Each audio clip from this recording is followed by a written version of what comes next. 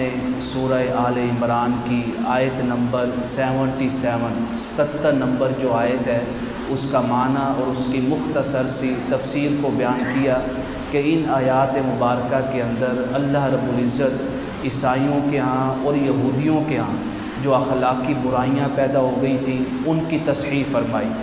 آج جو ہے سورہ آل عمران کی آیت نمبر 78 ہے، اس کے اندر اللہ تعالیٰ نے وہ بیان فرمایا ہے سبب کہ جس کی وجہ سے قومیں فرقہ پرستی کے اندر مبتلا ہو جاتی ہیں کہ یہودی اور عیسائیوں کے ہاں فرقہ پرستی کیوں بنی۔ یہی سبب بنا کہ مسلمانوں کے ہاں بھی جو مسلمان ہیں آپس میں فرقہ پرستی میں بٹ گئے۔ فرمایا وَإِنَّ مِنْهُمْ ان اہل کتاب میں سے یعنی یہودیوں اور عیسائیوں میں سے لَفَرِيقًا ایک جماعت ایسی تھی یلوون السنتہم بالکتاب، ان کے پاس جو کتاب نازل ہوئی تھی نا تورات اور انجیل، وہ اس کی جو شرح کرتے نا وہ اپنی شرح کو وہی درجہ دیتے جیسے اللہ تعالیٰ کے کلام کو درجہ دیا جاتا تھا۔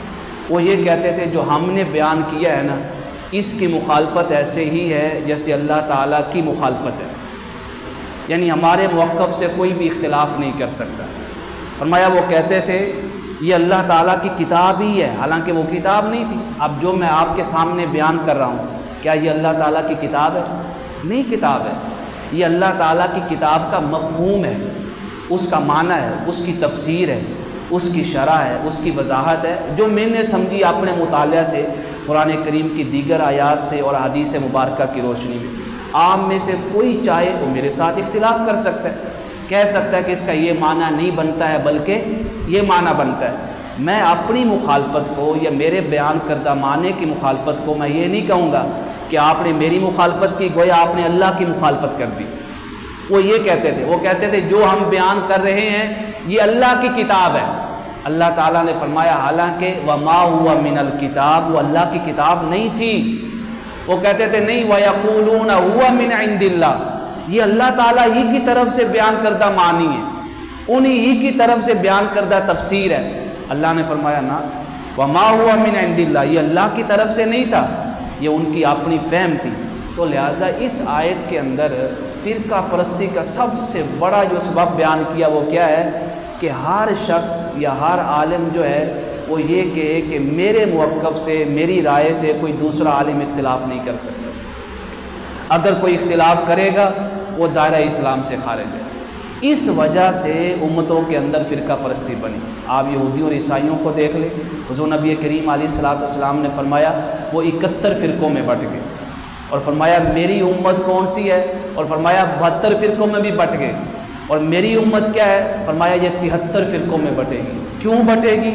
ہر شخص جو ہے ہر گروہ جو ہے وہ کہے گا جو ہمارا موقف ہے نا وہی صحیح دین کے موافق ہے، جو ہمارا مسلک ہے وہی صحیح دین کے موافق ہے۔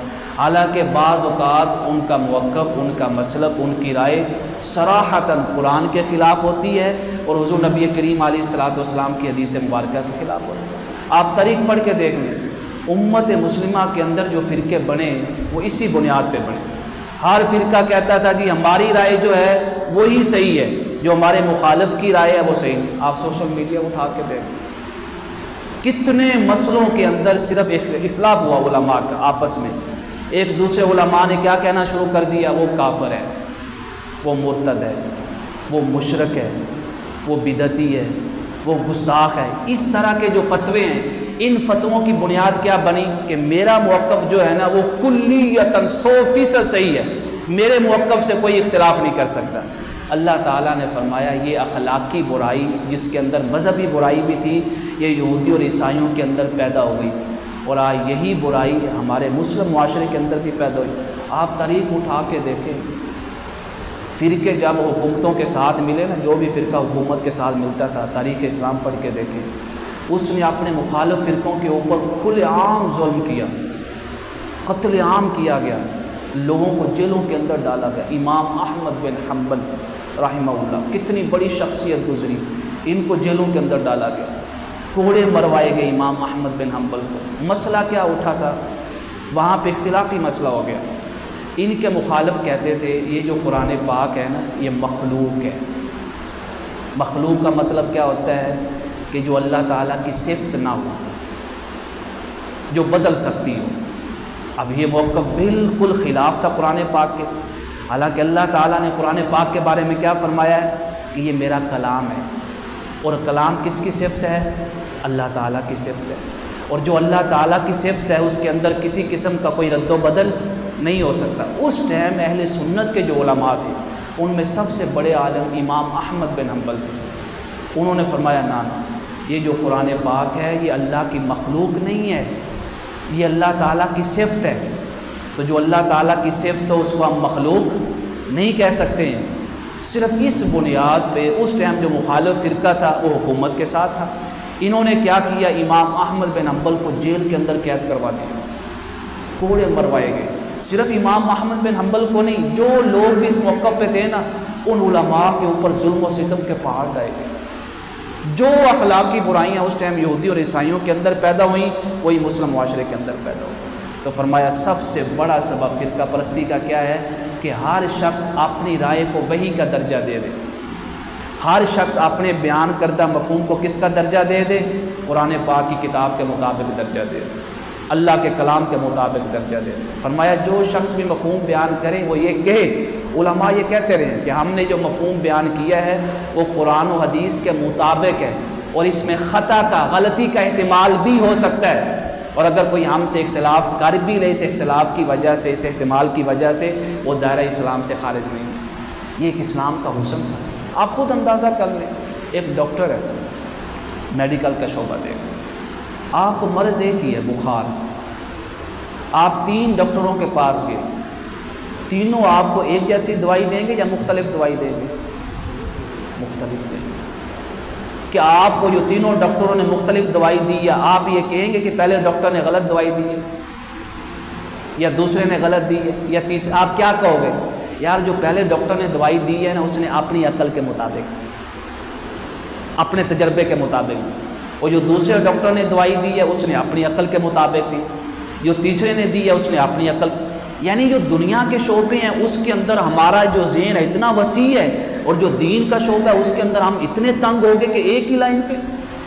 اس میں ہم کیوں نہیں کہتے کہ اس عالم نے اپنے مطالعہ کے مطابق بات کہی ہے، اس عالم نے اپنے مطالعہ کے مطابق بات کہی ہے، اس عالم نے اپنے مطالعہ کے اندر بات کی؟ ہاں، بعض چیزیں ایسی ہیں جس کے اندر اختلاف نہیں کیا جا سکتا۔ مثال کے طور پہ نمازیں کتنی فرض ہیں؟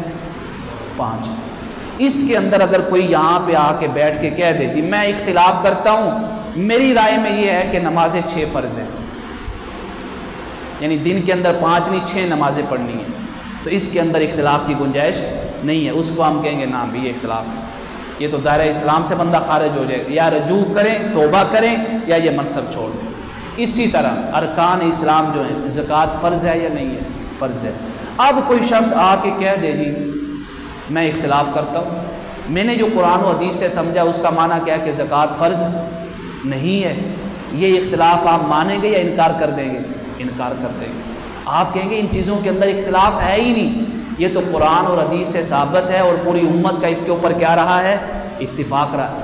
ہر وہ شے جس کے اوپر امت کا اتفاق ہے، قرآن و حدیث سے ثابت ہے، اس کے اندر کسی عالم کا اختلاف بھی نہیں مانا جائے گا۔ ہاں وہ شے جس کے اندر شریعت کے اندر یہ بھی فرمایا گیا کہ یہ کر لو تو بھی صحیح ہے، یہ کر لو تو بھی صحیح ہے، اس کے اندر آ کے ایک عالم کہتا ہے میری رائے میں یہ بات اچھی ہے، دوسرا عالم کہتا ہے میری رائے میں یہ بات اچھی ہے، اس کے اندر اختلاف مانا جائے گا۔ مثال کے طور پہ نماز کے طریقے، نماز پڑھتے ہیں نا، ہم نماز پڑھتے ہیں رفع یدین نہیں کرتے، بعض احباب نماز پڑھتے ہیں اس میں کیا کرتے ہیں؟ رفع یدین کرتے ہیں۔ دونوں طرح کی حدیثیں موجود ہیں یا نہیں؟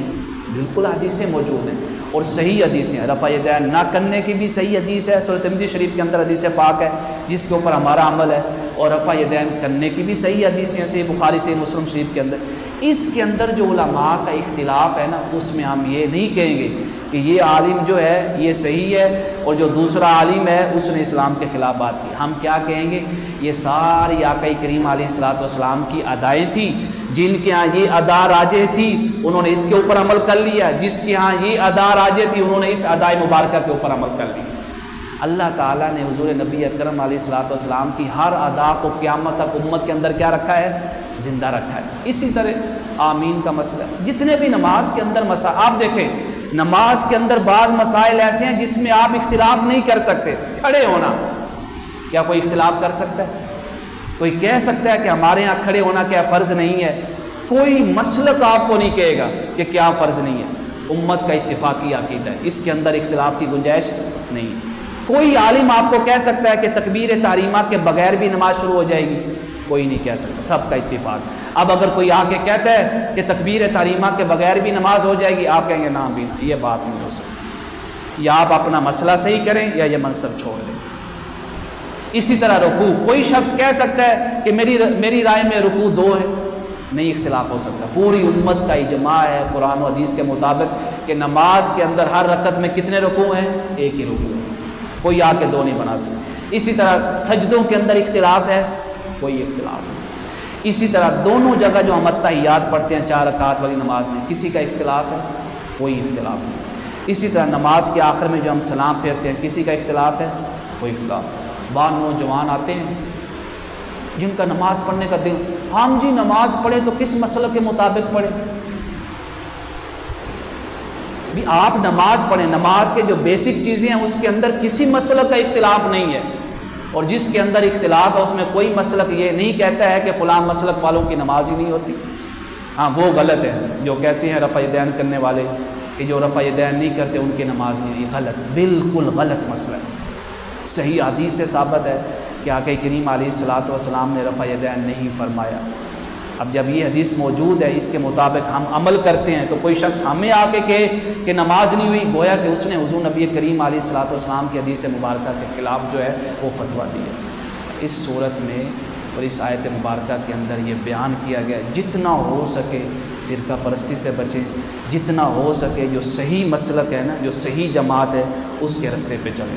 صحیح مسلک اور صحیح جماعت کون سی ہے؟ کہ جو حضور نبی کریم علیہ الصلوۃ والسلام کے راستے پہ چلتی ہے اور حضور نبی کریم علیہ الصلوۃ والسلام کے اصحاب پاک کے راستے پہ چلتی ہے.